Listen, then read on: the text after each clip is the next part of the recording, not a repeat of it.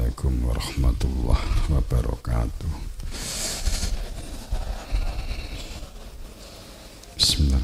Bismillahirrahmanirrahim. Alhamdulillahirabbil alamin. Asyhadu an la ilaha illallah wa asyhadu anna Muhammadar rasulullah. Shalli ala sayyidina Muhammad wa ala ali sayyidina Muhammad. Jamaah rahimakumullah, kita mengaturkan rasa syukur kepada Allah Subhanahu wa taala dengan alhamdulillah. Kedua, salawat salam pada junjungan kita Rasulullah sallallahu alaihi wasallam. Dan yang ketiga, kita berproses menjadi hamba yang bertakwa. Kemudian ya insya Allah sih Romo kesakitannya memang tinggal pemulihan. Kalau serangan-serangan gaib, serangan-serangan magic hitam, black magic sudah insya Allah. Namun mungkin karena bertahun-tahun tidak bisa berbaring, jadi dampaknya di punggung, dampaknya di pinggang masih terasa. Beberapa terapis yang kita bergerak, tulang cenderung masih kering sehingga akan kurang pelumasan, sehingga punggung terasa sakit gitu. Boyok. Dan kalau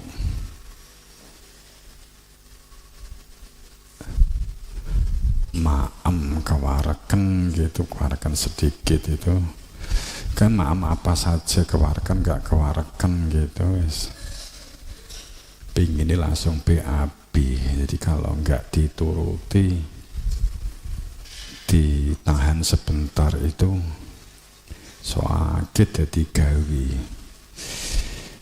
Dan cenderungnya seringnya kan maghrib ini.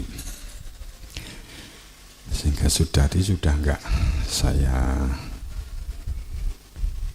saya hindari maem menjelang maghrib, tapi hanya karena minum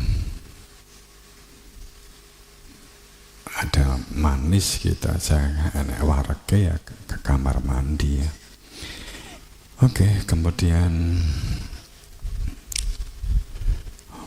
satu saat kita akan cerita proses-proses ini dan tentang kelahiran.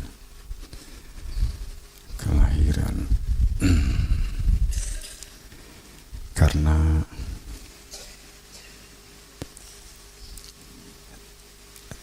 saya dilahirkan yang sekarang ini oleh ibu eyang. Oleh eyang mengalami proses meninggal sampai 7 kali, yang ternyata menjadi rebutan antara hitam putih begitu ya. Saya nggak sadar, yang saya sadar itu saat kelas 1 SD itu yang saya sadar, saya dilempar ke Setum Juwono pada saat dibonceng ibu eyang, terlempar sampai hampir 300 meter mendekati Setum. Itu yang saya masih ingat. Dan saya ingat pada saat itu saya seperti ada yang rangkul melempar saya begitu. Kemudian kalau yang saat langsung meninggal, kemudian 3 hari, 7 hari, saya tidak ingat. Hanya tahu cerita dari ibu. Kemudian ibu juga menceritakan memang yang meninggal ke-7 itu, meninggal ke-5 itu memang sempat sudah dibungkus di kain kafan, sudah dimandikan, sudah disolati, kemudian tinggal diberangkatkan ke makom, ternyata bergerak kembali. Ternyata cerita ini persis pada saat kelahiran yang pertama yang di 25.000 tahun yang lalu. Cuman kalau yang 25.000 tahun yang lalu di penghujungnya di umur 7 tahun mungkin itu sekarang diserupakan seperti umur kelas 1 SD saat itu ya. Itu meninggal. Saya meninggal. Kemudian ruh disimpan, ada ketetapan 7 lapis ruh, lapis ruh itu disimpan pada titik tertentu, kemudian diwujudkan badan wadaknya melalui ibu masa lalu, ibu yang masa lalu dan romo di masa lalu, penyatuan indung telur dan spermatozoid, sperma, kemudian disatukan di kegaiban, kemudian pada saat umur 6 bulan diletakkan di perut ibu yang sekarang. Kemudian makanya ibu yang tiba-tiba perutnya hamil, tiba-tiba perutnya ada isi yang padahal ibu belum pernah satu rumah dengan bapak, walaupun sudah sebagai suami istri, tapi karena sebagai santri diijabi pun juga tidak dalam satu ruangan. Saat itu ibu istirahat di pondok, kemudian bapak itu sama Mbah Yaikus dituding itu istrimu. Hanya itu kita ijabi. Jadi istrinya ibu itu enggak menjadi satu di dalam ruangan. Nah, laki-laki kan sah. Yang penting anak wali. Kemudian walinya ada, yang berhak menjadi wali ada, kemudian sah menjadi suami istri. Setelah itu kemudian pisah kembali karena ibu melanjutkan di pondok, kemudian bapak kembali pulang. Kemudian kalau datang ke pondok itu hanya nyangoni, itu pun jarang sekali. Terus kemudian saat semaput tiba-tiba ternyata ada isinya, makanya ibu tidak, lahir saya tidak nifas, tidak ada nifas, nggak berdarah. Dan saat tiba-tiba hamil justru mengalami bulanan. Jadi ibu malah justru saat ada isinya itu mulai bulanan rutin. Dan saat saya lahir itu proses juga bulanan normal, tidak nifas. Pada saat bersih malah ya suci sehingga tidak nifas dan tidak keluar darah. Itu sekilas. Ini suatu saat diceritakan karena memang permintaan dari ibu gaib itu, diceritakan saja apa yang kamu rasakan selama ini. Ketepatan memang sejak kecil saya tidak begitu akrab dengan keluarga sejak kecil. Ya bermain bareng tapi sebenarnya saya nggak begitu akrab. Tapi kalau orang kampung, saya ada 1-2 akrab yang satu kelas gitu ada. Tapi bermain gitu saya nggak begitu punya. Saya nggak punya kenangan bermain cukup kuat seperti pada umumnya anak kecil di masa lalu. Apalagi dengan keluarga, memang karena saya sudah merasa tersisih hebat karena sehari-harinya saya mendengar ukoro ungkapan-ungkapan yang tidak nyaman terkait dengan keberadaan Mbah Yai, Bapak, sehingga saya kecil sudah bisa mendengar dan berpikir, sehingga banyak ungkapan-ungkapan yang sangat tidak nyaman bagi batin saya, sehingga tidak ada keberanian untuk menyatu dengan mereka-mereka. Sebab kalau menyatu cenderung dibully, cenderung menjadi orang yang disisihkan begitu. Itu berlanjut ya, seperti itu permasalahan yang saya alami sejak kecil di dalam kenestapaan, sampai pada 21 ditemui seseorang yang orang ini datang dengan tiba-tiba saat saya di malam hari nggak bisa tidur. Terus kemudian jam 2 malam, karena saya sudah tidak tidur di malam ketiga, saat itu saya nggak bisa tidur,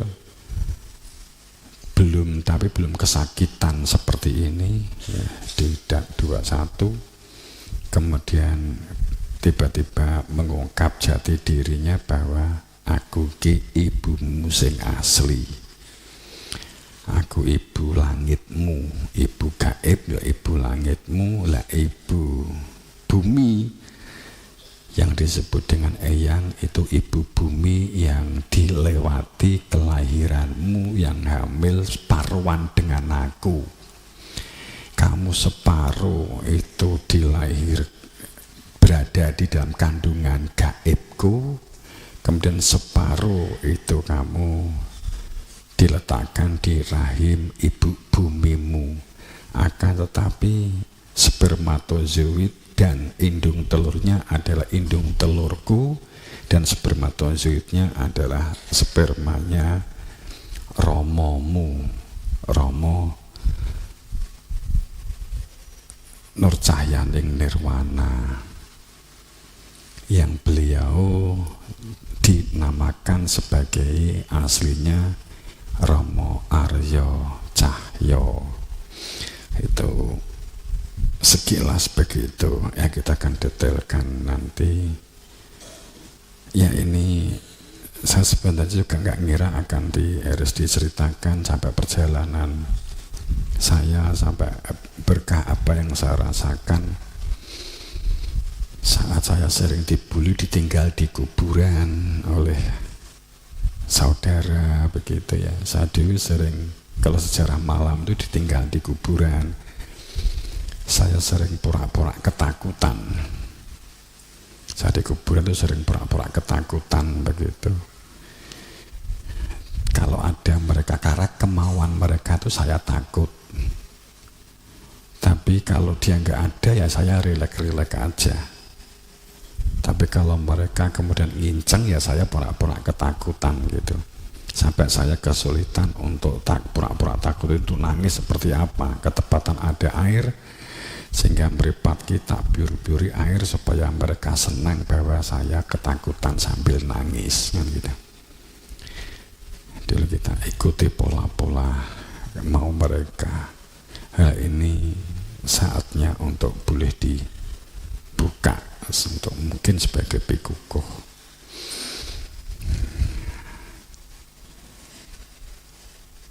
Saya nyuwun ilmu itu kan SMP, tapi itu juga kerangkanya saya kebingungan nilai hidup. Jadi saya kelas 1 SMP itu sudah kebingungan nilai-nilai diri.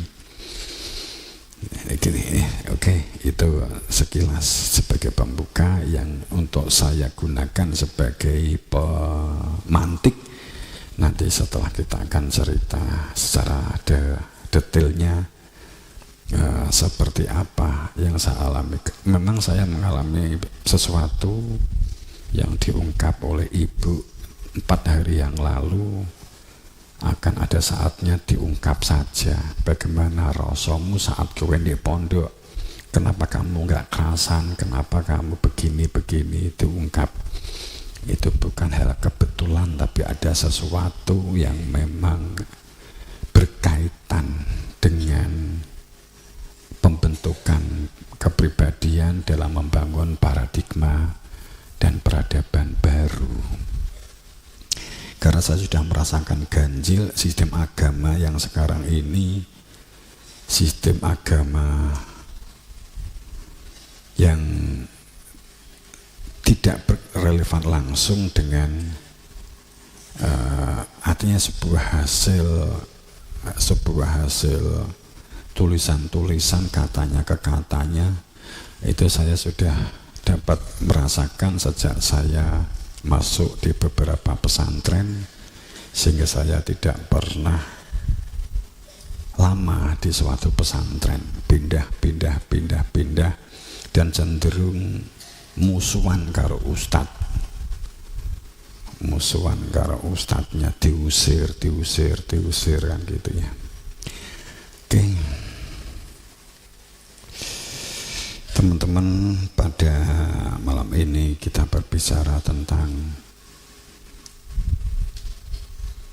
Ka'bah. Kita mengulas sekilas tentang, kita berkaitan dengan Idul Adha, ya. Kita kenali kesejatian Ka'bah dalam diri. Temanya itu kita buka satu dengan kalimat man arafa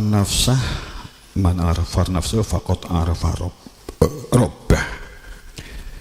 Siapa yang mengenal diri yang berada di dalam anfus, di dalam jiwanya, maka akan mengenali Tuhannya, Dan siapa yang mengenali Tuhannya, maka hati ada kehadiran Dia, dan Dia Tuhan yang berasma Allah, yang memiliki asma Allah, menjadi tetapan hidupnya. Dia Al-Ghaib yang wajib wujudnya, menjadi tetapan hidup seseorang yang mengenali Tuhannya. Siapa yang mengenali Tuhannya tidak mudah larut oleh goncangan dunia, tidak akan dikuasai oleh keserakahan, ketamakan dunia, tidak dalam kendali sistem nafsu dan ego dunia.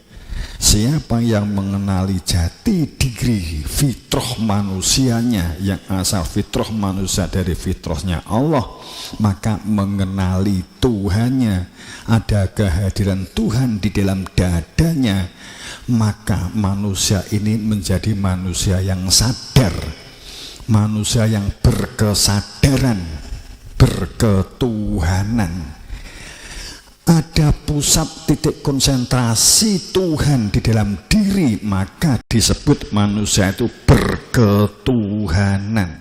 Maka akan bergerak memberdayakan diri, bergerak memberdayakan potensi dirinya, berpikirnya, semuanya dalam satu fokus orientasi batin. Apapun adalah mengenal Tuhan, berproses kembali kepada Tuhan, menuju kepada Tuhan, sehingga apapun yang dilakukan oleh orang ini dalam kesadaran ada kehadiran Tuhan, maka nilai hidupnya disebut nilai ibadah. Wa'bud rabbaka hatta ya'tiyakal yakin. Maka aktivitasnya adalah menghamba dalam menyembah, memahasucikan keberadaannya, menyingkirkan najis batin di dalam dirinya yang akan dapat menjadi penyakit di dalam dada yang berupa iri, dengki, dendam, maka dan pengakuan serta validasi untuk dapatnya mendapatkan pujian euforia dunia.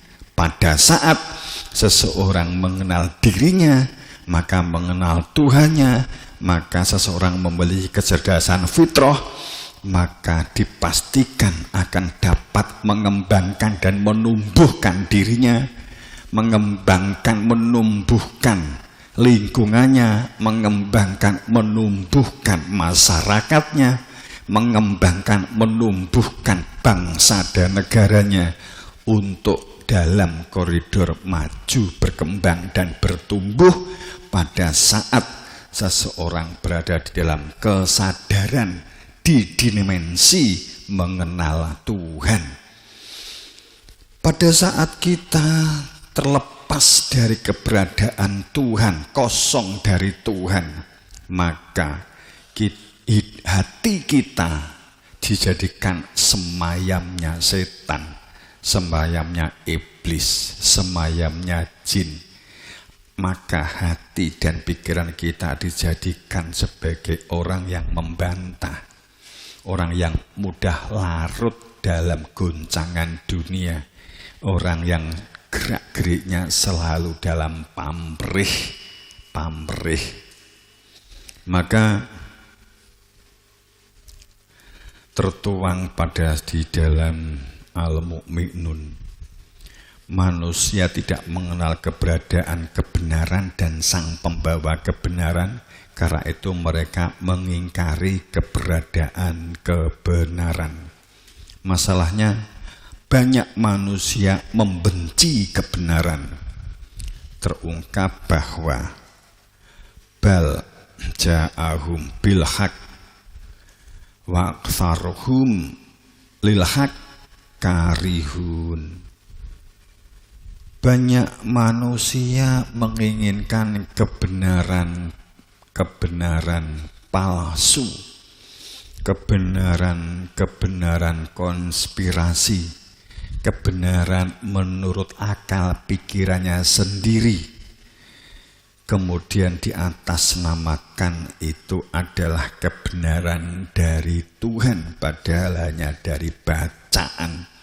Pada saat kebenaran al-haq min rabbik, kebenaran dalam dimensi, dalam sistem Tuhan ditampakkan, maka mereka yang berada di dalam kepalsuan, di dalam kepura-puraan, mereka yang kebenarannya melalui simbol-simbol, dogma-dogma, doktrin-doktrin, mereka kekhawatiran, kecemasan hebat, maka mereka dengan lilhaq karihun, dengan kebenaran mereka membenci.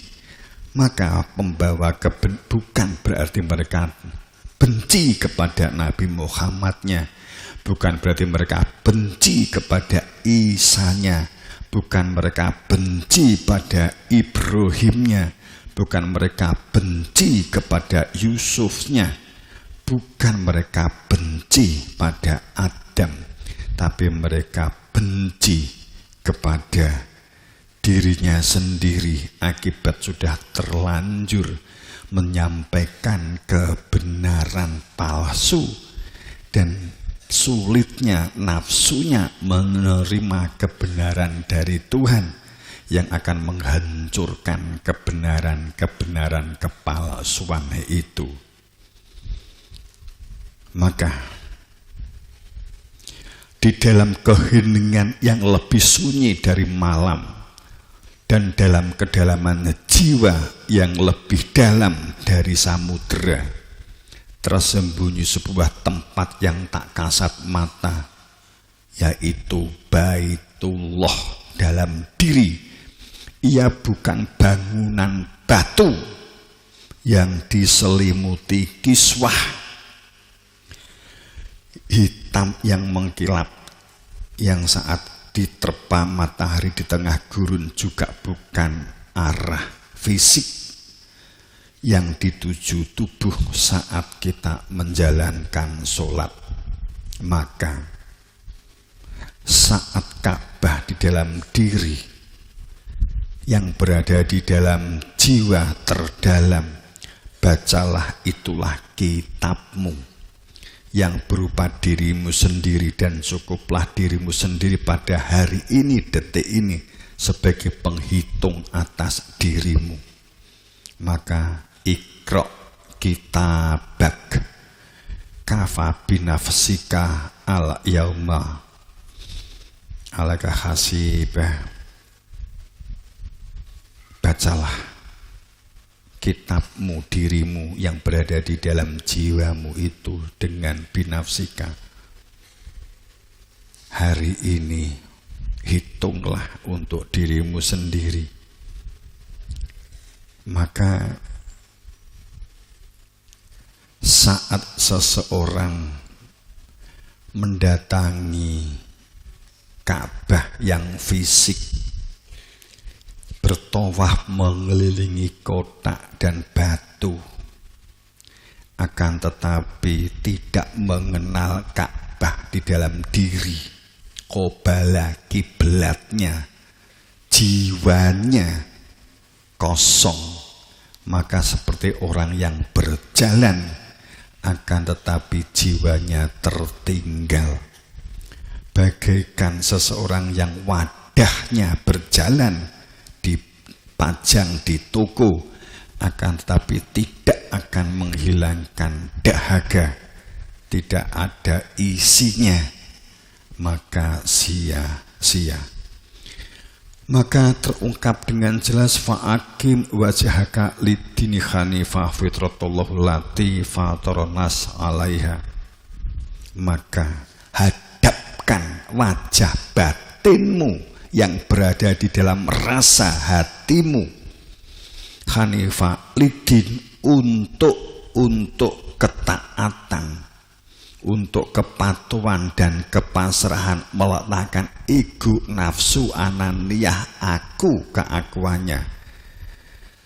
Hadapkan dengan cara menghilangkan aku, keegoannya adalah dengan menghadapkan wajah penyerahan total kepada Tuhanmu, fitratullahu lati, maka fitrahmu yang Allah telah memberikan suatu konsekuensi bahwa saat ada perintah untuk umat, untuk hambanya supaya menghadap kepada Allah, maka Allah juga memberikan wajah pada manusia untuk dapat bertatap muka dengan Tuhannya.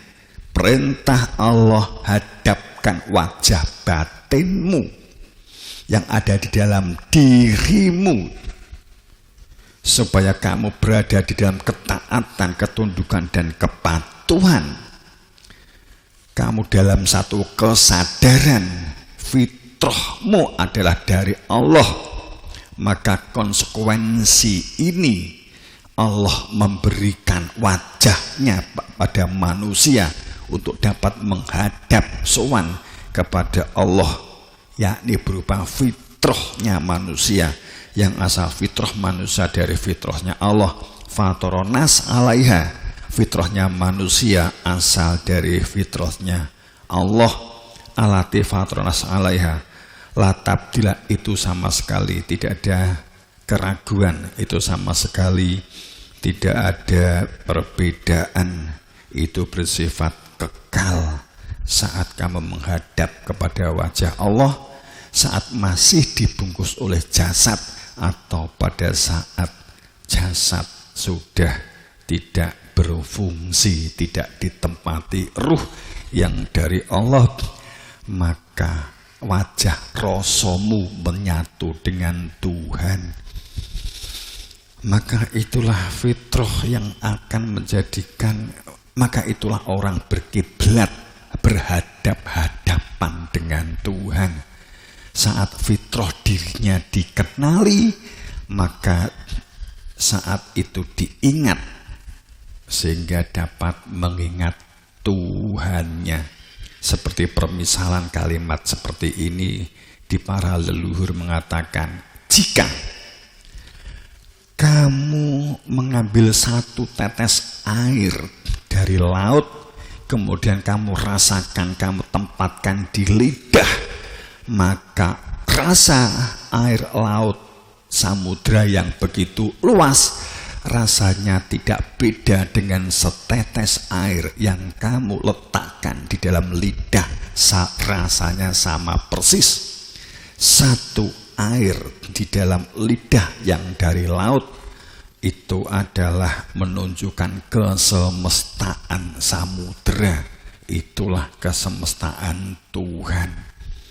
Maka siapa yang mengenali tetesan air yang berada di dalam lidah dengan segala sifat-sifatnya, dengan segala karakternya dan wataknya, maka dia akan mengenali samudra, mengenali Tuhannya. Tapi bukan berarti tetesan air yang di lidah itu adalah samudra. Tapi siapa yang mengenal satu teguk air dari samudra, maka dia mengenali samudranya. Maka orang ini akan menjadi orang yang tidak hidupnya itu dikendalikan oleh lahir jasadiah semata. Hidupnya tidak cengkeraman, tidak dalam cengkeraman jasad lahiriah semata. Harus terikat janji. Ikatan janji itu apa? Ikatan janji itu kamu mengenal fitrahmu, maka kamu mengenali Tuhanmu. Ikatan janji itu adalah kamu bersaksi, ambil air dalam gelas, kemudian kamu ambil, kamu minum, maka kamu terikat karena kamu telah mengenal air samudra di dalam gelas. Kemudian kamu fahamkan, menjadi kamu sadar kamu adalah bagian dari samudra.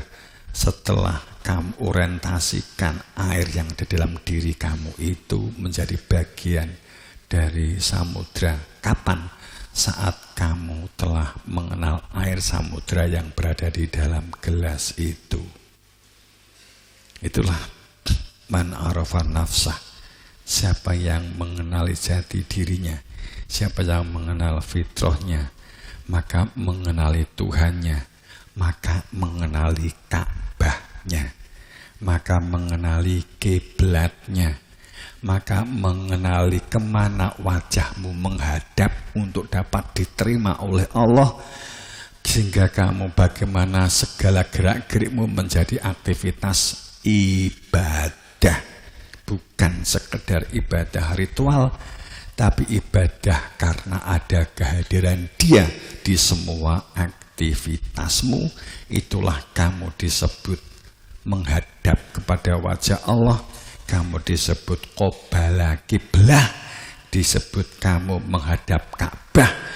Maka akan banyak orang yang kapusan, akan banyak orang yang kisinan, banyak orang yang tidak mengira ternyata pada saat kalimat Imam Mahdi dibaiat di depan Ka'bah, bukan Ka'bah kotak fisik buatan manusia yang ditempeli batu dan aksesoris di sana sini, akan tetapi Ka'bah diri yang berada di dalam dada.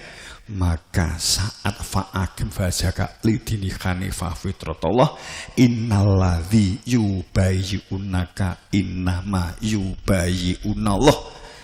Pada saat kamu baiat kepadaku, maka itulah kamu berbaiat kepada Allah. Saat itulah kamu menjadi hambaku, orang yang iman kepadaku dan iman kepada utusanku. Maka kamu menjadi orang-orang yang sadar, orang-orang yang menjadi hambaku, orang-orang yang sujud kepadaku dalam menjalankan kehidupan dunia. Itulah orang yang berbaiat kepadaku. Kalau menjelas ayat-ayat ini, akan banyak manusia kisinan, banyak manusia kapusan ngenteni Imam Mahdi dibaiat di depan Ka'bah. Sing baiat sopo? Raja Arab.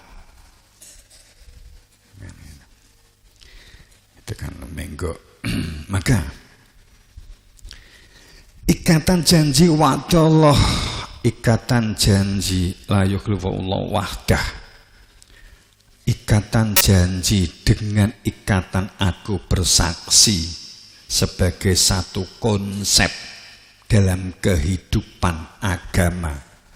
Agama sebagai media, agama sebagai perantara antara dunia dengan akhirat, antara dunia dengan kegaiban tentang Tuhan, tentang kehidupan, supaya antara yang fisik dan yang tidak fisik terurai, bukan sesuatu yang parsial, tapi dalam ridho Allah. Memang ada yang berpendapat orang yang beda sebenarnya, orang yang nanti aja. Jadi wadallah la yakullah, wadah harus ada sebuah ikatan aku bersaksi. Bersaksi ya bersaksi, bukan konsep bersaksi. Bersaksi itu adalah pernyataan karena membuktikan. Pernyataan karena membuktikan keberadaan ahadiyatnya, keberadaan diri Tuhan yang ala ghaib dikenali.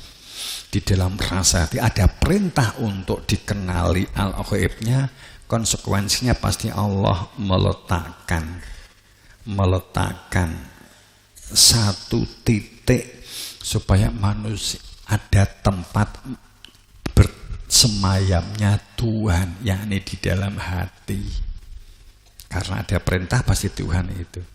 Kemudian supaya hamba manusia mengenal Tuhan, konsekuensi Allah, maka ada ayat watabi sabila man, carilah orang yang dapat menunjukkan keberadaan al-ghaibnya diri Tuhan, supaya diri Tuhan yang al-ghaib dapat diletakkan, ditempatkan di dalam dadamu, sehingga Tuhan bersemayam di dalam jiwamu, sehingga jiwamu bergerak karena ada keberadaan Tuhan. Itulah ikatan yang dimaksud, bukan janji reno-reno ya, intinya itu. Wahum, cuman sayangnya manusia, walakin aktsaronas, banyak sekali manusia, banyak manusia, la ya'lamun, tidak mengetahui, ya'lamun ilmu, tidak mengetahui adanya sebuah ilmu yang membuka hakikat, ilmu yang menunjukkan keberadaan Tuhan, ilmu yang menjadikan seseorang mengenal Tuhan, ilmu yang menjadikan seseorang mengetahui cara kembali pulang dalam kepastian, tidak dalam keraguan semoga dan semoga. Maka terungkap dengan jelas, kita harus bertafakur, harus berani dibakar. Maka Ramadan itu maknanya kan dibakar, pembakaran, membakar ego, dibakar supaya matang, dibakar supaya bersih, dibakar supaya suci, dibakar itu kotoran tayeng-tayengnya supaya lepas, rontok dari nempel di besi-besi yang berkarat, egonya, akunya, sok pinternya, itu supaya dilepas prasangkanya. Maka karena mutlak harus memiliki guru, mencari guru sehebat apapun, seperti sekaliber Syekh Abdul Qadir Jailani saja itu memiliki guru. Imam Al-Ghazali juga memiliki guru. Bahkan penggambaran Nabi Muhammad sekaliber Rasul yang sangat kita percayai dan imani itu pun digambarkan dalam Isra Mi'raj, dalam perjalanannya didampingi gurunya Malaikat Jibril sebagai sebuah makna guru-guru. total beliau pasrah bi'abdihi, dengan kesadaran hamba untuk memperoleh penjelasan dan mengikuti pola gurunya. Ini adalah sesuatu yang tidak diketahui oleh kebanyakan manusia. Sekali bernabi Muhammad itu mengikuti sistem pola ketaatan kepatuhan dari gurunya, menyerahkan egonya, kemudian sampai pada titik menghilangkan kelekatan dengan dunia walaupun tetap berdunia. Maka awalam yatafakkaru fi anfusihim,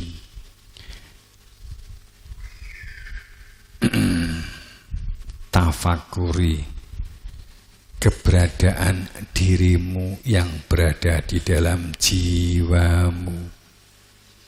Allah tidak menciptakan langit dan bumi. Allah tidak menjadikan langit dan bumi dan di antara keduanya kecuali ada al-haq, ada hakikat. Kenali hakikat, karena Tuhan berada di dalam hakikat. Wa ajali musamma, sedang seseorang yang tidak mengenal hakikat hanya dalam gerak aktivitas jasad, pikirannya hanya lahiriah, kesenangan lahiriah, hiburan-hiburan lahiriah yang menjadi orientasi hidup yang dikejar dalam hidup. Wa ajalimu sama, semuanya akan ada batasnya, ada waktunya. Wa ajalimu sama, pasti semuanya rusak, semuanya akan hilang, semuanya akan mati.